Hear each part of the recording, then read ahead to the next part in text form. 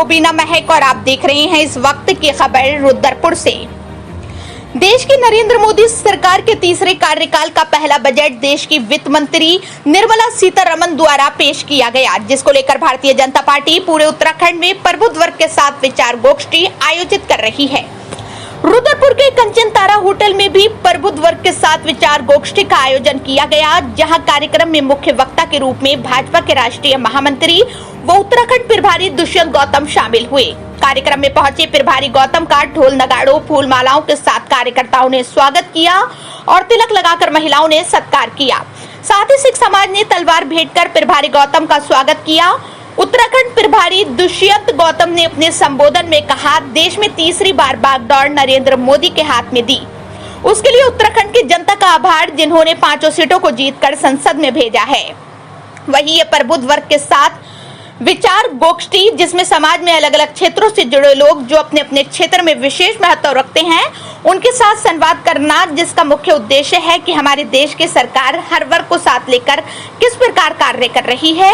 ये बात अंतिम पायदान पर बैठे व्यक्ति तक पहुंची और इस बजट में सभी वर्गों का ख्याल रखा गया है। उन्होंने कहा, बजट में उत्तराखंड को भी काफी लाभ मिला है, जिसमें आपदा से निपट के लिए राशि का प्रावधान हुआ है। साथ ही प्रदेश में हजारों करोड़ की योजना वर्तमान में गतिमान है। निश्चित रूप से ये दशक उत्तराखंड के विकास को गति देने वाला साबित हो रहा है। ये कि मुख्यमंत्री जो प्रधानमंत्री नरेंद्र मोदी की उम्मीद पर खरा उतरते हुए राज्य हित में कार्य कर रहे हैं। बजट में हर वर्ग के लिए प्रावधान किया गया है, किसानों के लिए किया गया, युवाओं के लिए किया गया, महिलाओं के लिए कहा गया है। वो सारी योजनाओं को जन जन तक पहुंचाने के लिए 900 जगह ऐसी गोष्ठियां पूरे देश में हो रही हैं, जो मोदी जी के तीसरे कार्यकाल का 11वां बजट है।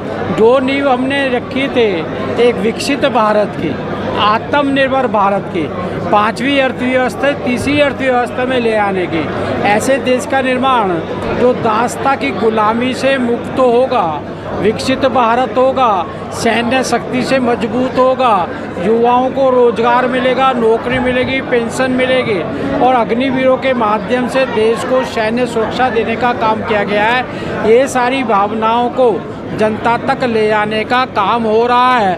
विपक्ष जिस प्रकार से गुमराह कर रहा है, पार्लियामेंट में चर्चा नहीं करता, पार्लियामेंट में किसी विषय को नहीं रखता है, ना ही चर्चा करता है, ना रचनात्मक कोई सहयोग देता है। तो इसलिए हम जनता के द्वार आए हैं कि हमने क्या करा है, कैसा भारत चाहिए, हम वैसे भारत की ओर हम जा रहे हैं और इन सब से लोगों के पास जा कर हम बताएंगे कि आने वाले समय के अंदर बहन बेटी की सुरक्षा, युवाओं को रोजगार, बड़ों को सम्मान, देश को गौरवशाली बनाने के लिए हमारी सरकार काम कर रही है। वो झूठ बोल रहे हैं, इसलिए हमें जनता के बीच में आना पड़ रहा है।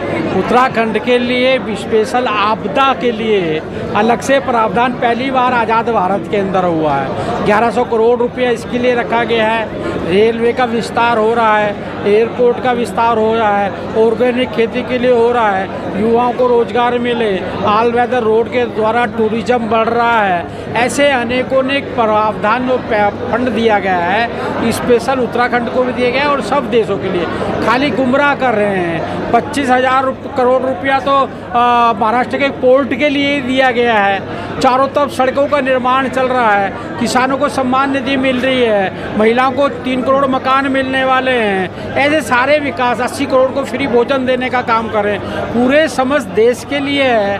वो खाली बिहार को कह रहे हैं, बिहार को तो मना तो नहीं कर रहे, वो बिहार को वो नकारते रहे, वो हमने किया है। आंध्रा को जरूरती इसलिए किया है, लेकिन कोई भी राज्य हमने नहीं छूटा है जो जरूरत है। और अब तो बहस भी करनी है, उनको चर्चा भी करनी है। फाइनल होने से पहले अपनी बात को रखें, लेकिन बात नहीं रखनी है, विरोध करना है, पार्लियामेंट में नहीं करना है, बाहर सड़क पे मीडिया के सामने करना है। तो प्रधानमंत्री ने 2014 में रखी थी।